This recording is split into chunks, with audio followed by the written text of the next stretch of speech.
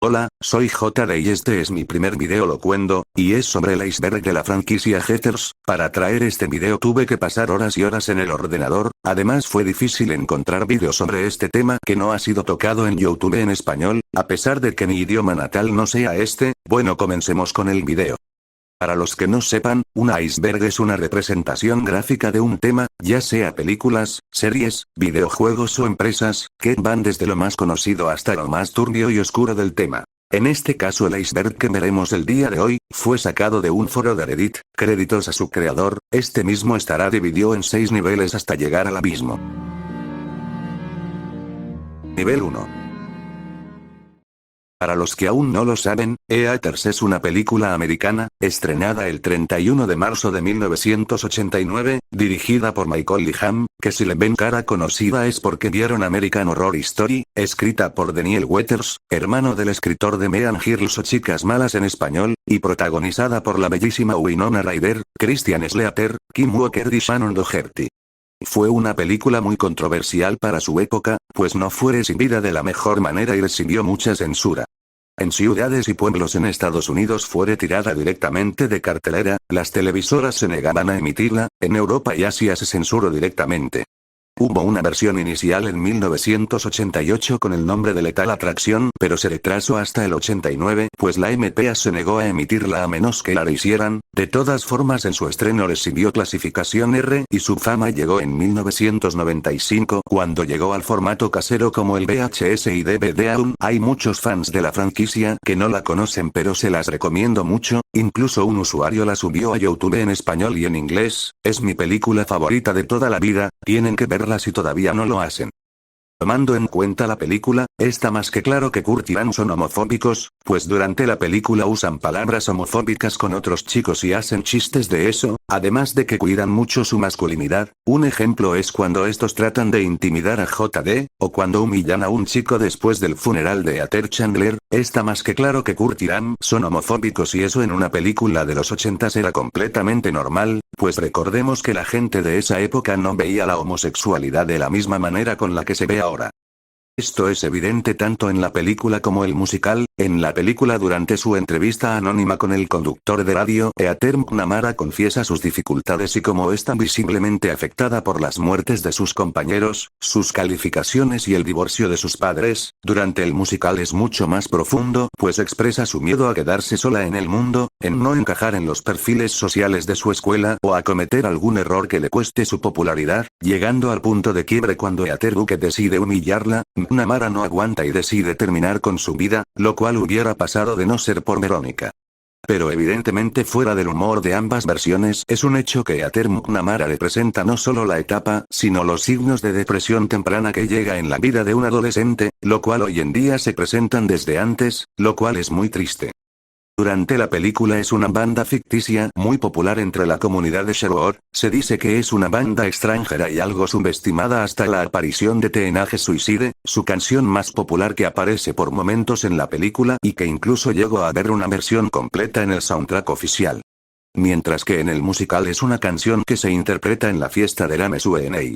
En mi opinión me parece mejor la de la película. Durante 2014 Lorenzo Kiff y Kevin Murphy decidieron llevar Heathers al teatro, así que empezaron a adaptar la historia de una manera más detallada y profunda que la película, pero aún retratando el humor negro. Sus primeras presentaciones llegaron a teatros pequeños en New York y fue todo un éxito, que se presentó de manera oficial en Broadway. Su versión inicial cuenta con las actuaciones de Barrett Wilbertwitt como Verónica, Ryan Cartan como JD, Jessica Kenanwin como Heather Chandler, Alice Lee como Heather Duke y Ellen Clemore como Heather McNamara. Sus canciones se hicieron muy populares en redes sociales y su popularidad atrajo a jóvenes y adolescentes de la época actual al fandom de la franquicia. El musical presenta una adaptación con cambios pequeños y más profundidad y dimensionalidad en los personajes como JD, McNamara, Marta y Verónica. No se tienen planes sobre una adaptación cinematográfica como sucedió con Wicked, pero Stend sacó en formato casero una versión filmada del musical al estilo de Hamilton del musical de Londres, que es otra adaptación. Aunque sabiendo lo que pasó con Mean Girls y que habían rumores de que Rachel Zegler sería Verónica Sawyer, creo que está mejor así.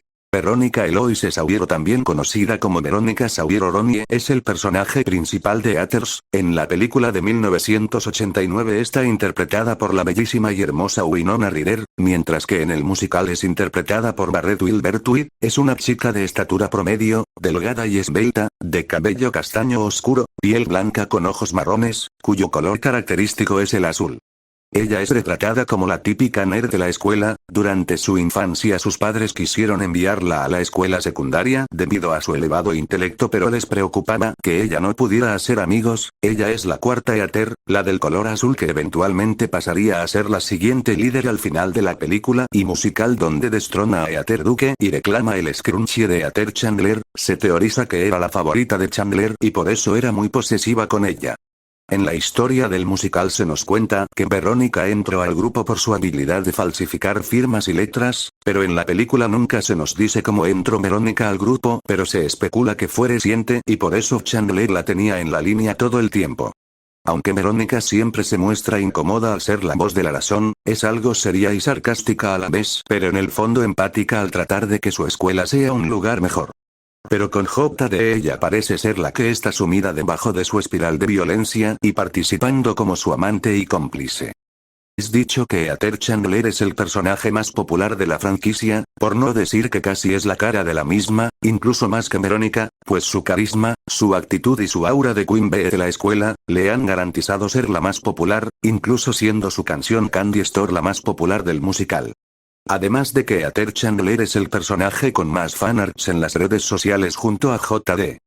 Aunque la película original de 1989 se volvió de culto con el paso de los años, lamentablemente este éxito fue eclipsado por el musical, ya que hoy en día los adolescentes y jóvenes conocen Ethers gracias al musical de Broadway y de West End, y estos mismos ni siquiera se han prestado a ver la película o la serie del 2018, además de que el éxito de las canciones en las redes sociales ha contribuido a eso. En lo personal es doloroso que la película no tenga el reconocimiento que merece, pero de igual manera el musical me parece bueno XD. Puede que en el futuro haga un video comparando ambas versiones. Nivel 2. No soy completamente conocedor de este tema ya que no uso TikTok, pero gracias a los YouTube Shorts me he dado cuenta de que la popularidad de Ethers actualmente se debe a esta red social, y las canciones que se han hecho populares a partir de ahí, ya sea en clips de animatics, cosplays, etc. Como dije, no soy muy experto en el tema, pero esto seguramente fue lo que atrajo a varios jóvenes al fandom. Aunque me molesta que gracias a eso las canciones y su profundidad no son tomadas en serio como deberían y se toman más como una moda estética sin entender el trasfondo serio de la historia. Una mariconada. No supe qué quería decir esta parte, pero creo que se refiere a los foros que salieron en base a la popularidad de la película, en los años 2000, mayormente en Tumblr, donde los fans publicaban sus fanfics, teorías, roleplays o fanarts. Incluso se dice que creaban perfiles falsos haciéndose pasar por los personajes, como sucede en Instagram y otras redes sociales actuales. Estos espacios fueron clave para crear el lado fandom intenso de Ethers mucho antes de que TikTok la hiciera viral. No tuve la oportunidad de ver o encontrar alguno reciente y por eso las imágenes escasean en esto. Kurt y Van son dos personajes secundarios recurrentes en la franquicia. Los dos son retratados como dos Hawks del equipo de fútbol. Ambos comparten una actitud de camaradas machistas, misóginos y homofóbicos, como lo expliqué antes. Pero también sirven como alivio cómico, retratando la toxicidad que puede haber entre los chicos en la escuela secundaria, lo que explica su actitud. Aunque lamentablemente en el musical las canciones como Blue y Welcome le quitan la seriedad de sus acciones y el tipo de personas que son. Como dato curioso, algunas teorías dicen que podría ser canon que ambos estaban enamorados y lo ocultaban. Tal como decía la carta de suicidio falsa de sus muertes. El genderbend es una tendencia entre los artistas que consiste en cambiar a los personajes de género o hacer universos alternativos de los mismos. Obviamente Ethers no sería la excepción, ya que esta franquicia tiene su propio genderbend, ya sea en fanarts mayormente y fanfics, aunque estos son más del musical.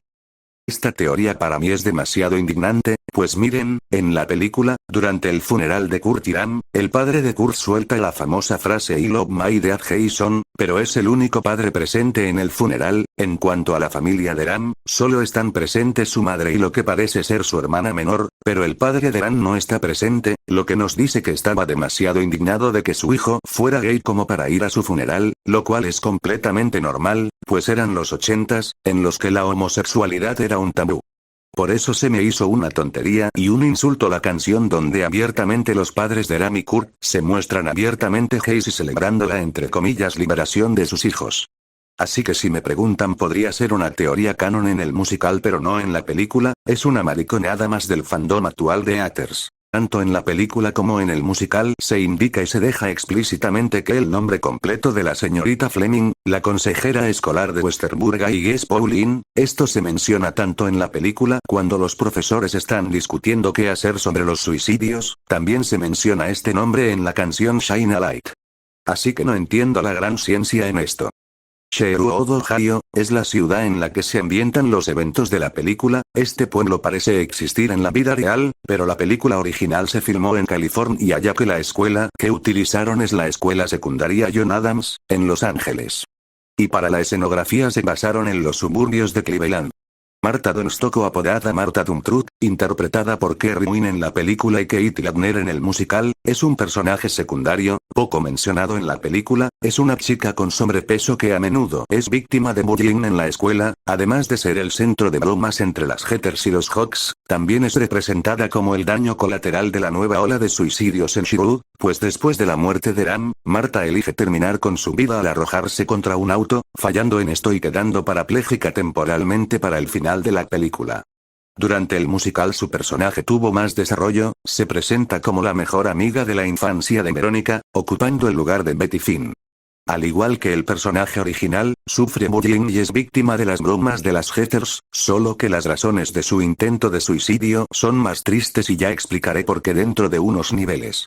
Es la frase más famosa de la franquicia, casi siendo el eslogan de la misma, fue una implementación en la corrección de la película en 1989 hecha por Daniel Butters, para darle más humor a la película y más personalidad a Heather Chandler, aparece durante la escena de la cafetería cuando Verónica le sugiere a Heather ser más amable con los demás, y en el musical aparece cuando Martha confronta a Verónica sobre si JD tuvo que ver en la muerte de Ram. La frase "Fuck me gently with a chainsaw", que se traduce en "follame suavemente con una motosierra", es una frase que si bien es un chiste sexual de cierta forma refleja la personalidad sadomasoquista de Chandler y la violencia que puede llegar a tener, lo cual suena algo perturbador y espero que solo sea un chiste y Heather no tenga ese tipo de fetiches extraños. Pero lo más probable es que solo se haya escrito por incredulidad, es como decir prefiero una bala en el cerebro. Nivel 3. Antes de seguir quiero aclarar que a partir de aquí el iceberg va a tener temas algo delicados y perturbadores, por eso pido mucha discreción y madurez por los temas que se van a tocar. Los corn nuts son una botana americana muy popular, es un bocadillo hecho con granos de maíz tostados o fritos. Similar al popcorn. En la película tienen una participación pequeña pero humorística. Hacen mención y aparición en la escena de la tienda de conveniencia cuando Verónica se reencuentra con JD después de que Heather Chandler la mandara por ellos. Su segunda mención es cuando Heather Chandler muere y tanto en la película como el musical, corn nuts es la última palabra de Chandler antes de morir.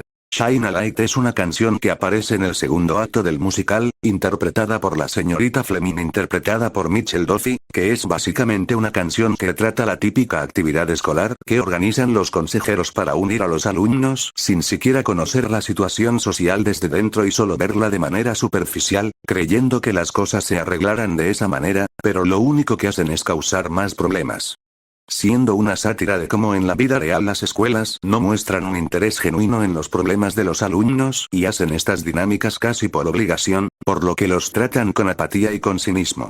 Y recuerden niños, jamás confíen en los consejeros escolares XD. El 7-Eleven nació en 1946, creado y fundado por un hombre llamado John Jefferson Green, quien era un empleado de una compañía llamada Southland Ice Company. En un principio la tienda se llamaba Totem Stores, pero en el 46 el nombre se cambió a 7-Eleven, para reflejar el horario extendido. No tiene mucho protagonismo en la película, pero sí en el musical, donde J.D. expresa que ese es el único lugar que se ve igual en todos los estados a los que ha viajado y el único hogar que conoce, pues es su refugio seguro y el lugar donde sabe que puede conseguir un slushy. Puede que hable de este tema en otro video. Díganme en los comentarios si quieren un video mío explicando la historia del 7-Eleven. Amanda Childs es una actriz americana que ha interpretado el personaje de Heather McNamara en ediciones fuera de Broadway del musical. No sé mucho de su biografía, pero ella participó en la presentación de Rider University y ha aparecido en algunas representaciones oficiales. Esta frase no es precisamente nueva del musical. En la película de 1989, después de que Verónica hubiera dejado a Aran desmayado, es encontrada por J.D., quien reacciona algo celoso y tóxico cuando Verónica le confiesa que estaba en una doble cita. J.D. la ofende, pero después de unos minutos se disculpa y le dice la famosa frase "Our love is God", que en español se traduce como "Nuestro amor es Dios". Posteriormente, para el musical, esta frase se convirtió en una canción entre la pareja protagonista, siendo uno de los dos sellos musicales del J. Verónica. Representa la distorsión peligrosa del amor romántico, donde el afecto se convierte en justificación para la violencia. Es vista como la manifestación más oscura de la relación tóxica de ambos, ya que Verónica cae en la ilusión de que todo lo que hagan está santificado por su amor. Pero para mí es una de las mejores escenas del musical y de mis canciones favoritas de este. No, esta teoría es completamente falsa y explicaré por qué. Pues si bien durante la escena del funeral McNamara expresa que Aram ha sido lindo con ella, esto no viene de un enamoramiento, sino de apego. Este apego se origina de su situación familiar y la falta de atención que ella tiene en casa, lo que la hace buscar validación en personajes como Ramos, sus supuestas amigas, o sea las Heathers, lo que la hizo desarrollar una confusión emocional, que la haría vulnerable a muchas cosas, entre ellas una que voy a tocar en unos minutos. En conclusión, lo que McNamara sentía por Aran no era amor, sino apego y necesidad de afecto por la ausencia de su padre. Soportaba sus abusos porque buscaba atención y validación en un contexto donde nadie más la protegía. Ya que incluso antes de la canción de Lifeboat ella expresa que ya se siente desprotegida al decir que ahora tiene que viajar en el autobús escolar porque todos los que la llevaban a la escuela en auto están muertos, refiriéndose a Aran, con quien se sentía segura, y a Chandler, que era la que ponía orden entre Duke y ella. Madre de J.D., o también conocida como la señora Dean, fuera de la serie del 2018, considerando el canon del musical y la película, la madre de J.D. ya está muerta para los acontecimientos de la historia. A palabras de J.D., su madre se suicidó frente a él cuando J.D. era un niño de apenas 6 años, entrando a una biblioteca abandonada en Texas. J.D. describe que su madre entró minutos antes de que su padre la volara y se despidió de él haciendo un gesto con la mano antes de que muriera y el edificio explotara. Algunos fans especulamos que la madre de J.D. sufría constantes abusos y maltratos de Big Bud, abusos que incluso J.D. llegó a presenciar. La muerte de su madre lo dejó tan afectado que por eso tiene ese apego obsesivo con Verónica, y por eso en el musical le dice que no quiere perderla como perdió a su madre, antes de la canción Iwanda Majed. Otra teoría es que las mudanzas constantes, no solo eran por el trabajo, sino que Big Bud también buscaba de alguna manera escapar de lo que había hecho tanto legal como psicológicamente, pero ya hablaré de este personaje en la siguiente teoría. Un dato curioso es que Shannon Doherty interpretó a la madre de J.D. en la serie de Heathers del 2018. Si analizamos bien ambas versiones, tanto la película como el musical, y nos fijamos en el comportamiento de Big Bud Dean, el padre de J.D., podemos ver que se muestra como un sarcástico y un hombre con humor ácido y negro, que la película lo pinta para ser chistoso, pero eso no es así. Es peor que eso, ya que jamás muestra remordimiento ni por la muerte de su esposa ni por ninguno de sus actos como las demoliciones o quitar propiedades. En la versión de 1988 el padre de J.D. se mostraba como un padre abusivo y menos sarcástico, cosa que se rescata de manera explícita en el musical, donde se deja más en claro que el padre de J.D. lo maltrataba tanto a él como a su esposa.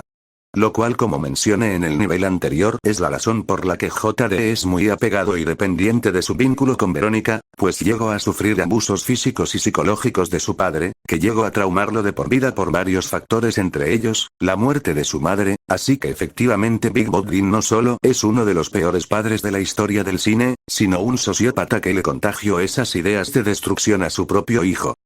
Esto es a lo que me refería con las teorías delicadas. Puede que esta parte esté larga, ya que quiero decir unas cosas de McNamara que olvidé decir en el nivel 1.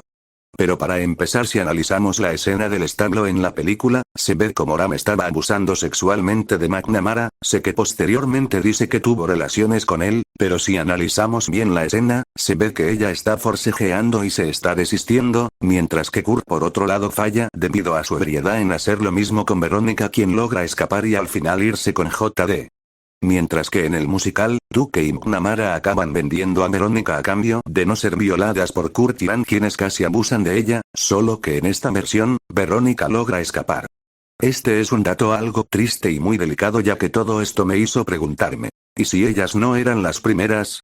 Piénsenlo, Kurt y Van son los típicos jocks con reputación intocable, así que quien dice que ellos no han perpetrado abuso sexual a otras chicas, si estas por miedo o vergüenza, y también por el casi nulo apoyo que se tenía a estos casos en los años 80, no hayan dicho nada o peor lo hayan normalizado como McNamara lo hizo. También puede que ellos dos no sean los únicos en hacer este acto degradante, y si en Westernburg High también hay una red de abuso entre los jocks. Tal vez jamás lo sepamos. ¿Y recuerdas cuando te dije que hablaría de cosas de McNamara que olvidé tocar en el nivel 1? Bueno, posiblemente McNamara también sea uno de los personajes que más sufren en todo Eaters, pues tiene una familia rota, sus padres están divorciados, su padre no la visita para nada y probablemente su madre no le presta atención, y aquí viene una de las partes que más la afectan: la falta de ese cariño paterno masculino haya hecho que vea los abusos sexuales o el acoso de los jocks como algo normal, ya que se siente querida durante el abuso / sexo, y durante la canción de Lifeboat, McNamara expresa que teme a no encajar en los perfiles sociales de la escuela cuando dice que si usa la ropa equivocada o dice algo incorrecto, la echarán a un lado, perdiendo su popularidad y su protección. Lo cual es muy triste, y más sumado a la situación de popularidad que la vuelve un objeto sexual, así que para mí está claro que Ram, Kurt y posiblemente todos los jocks del equipo de fútbol, son abusadores sexuales, y esto no es un mito que se sacó de la película, tristemente sucede en la vida real y más ahora con el uso de las redes sociales, y lo sé porque a mí me tocó atestiguarlo en la escuela secundaria. Un tema bastante horrible. Bueno, aquí termina la primera parte de este iceberg y de este video, después subiré la segunda parte. Comenten y suscríbanse, dejen una propuesta para próximos vídeos de su interés, ya sea de películas, series o videojuegos, o temas geek. Gracias, hasta luego.